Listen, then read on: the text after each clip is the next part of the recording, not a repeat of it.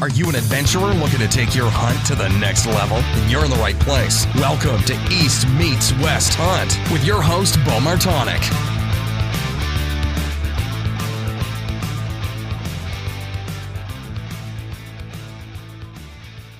All right, welcome back for day 4 of the Elk Hunt Update daily podcast. And today I'm back here with my dad, and we're going to give you a little recap on what went down here on day 4 of hunting.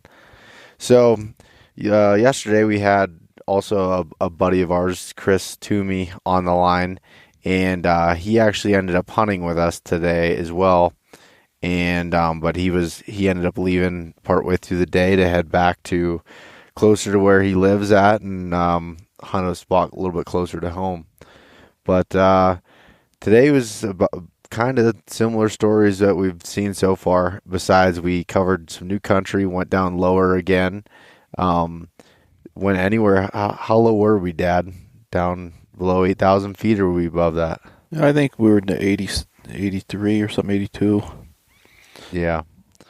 So, over the last 3 or 4 days here, we went all the way from 12,000 feet down to nearly 8,000. And so we just went around, did the same thing we've been doing, running ridges, basically bugling down over the ridges and looking for fresh elk sign. And it has not been easy.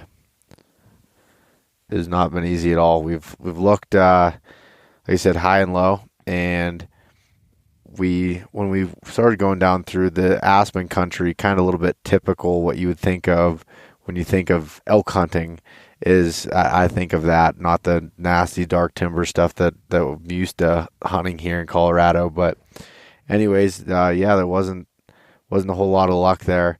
So I think we did 7 or 8 miles this morning, was it? And then after lunch we came back out. Yeah, and then we did 11 total today, or close to it. But the morning adventure, like you said, we were lower and we were in the aspens. We were finding some sign of, but we were at least probably 3 days behind the elk, and that seems to have been the story this week is.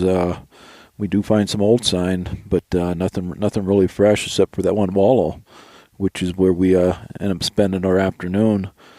We decided to go set up on the wallow we had found yesterday that had looked pretty fresh as far as it was still muddy and looked like it's been being used.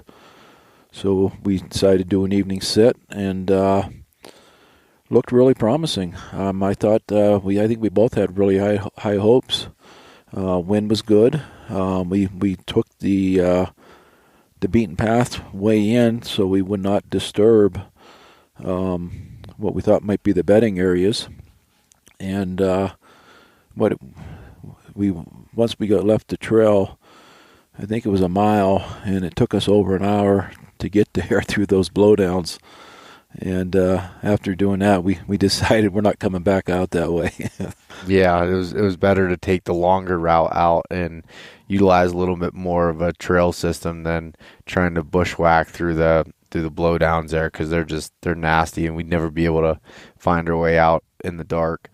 So the wallow I thought was going to be extremely promising. It was the best elk sign we found so far, and it was definitely hit within the last 24 hours.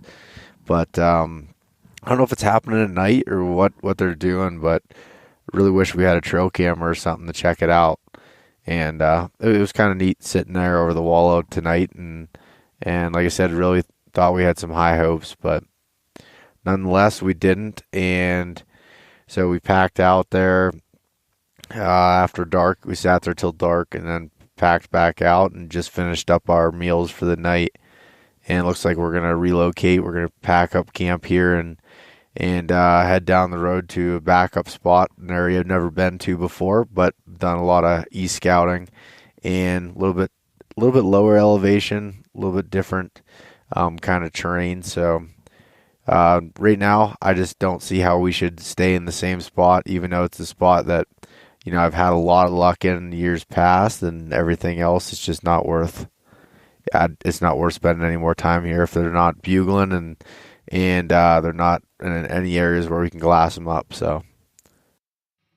Thanks so much for listening to this episode of East Meets West Hunt with your host, Beau Martonik. For more great content and to stay up to date, visit eastmeetswesthunt.com, Facebook at East Meets West Outdoors, and Instagram at East Meets West Hunt. If you enjoyed today's episode, please review and subscribe, and we'll catch you next time.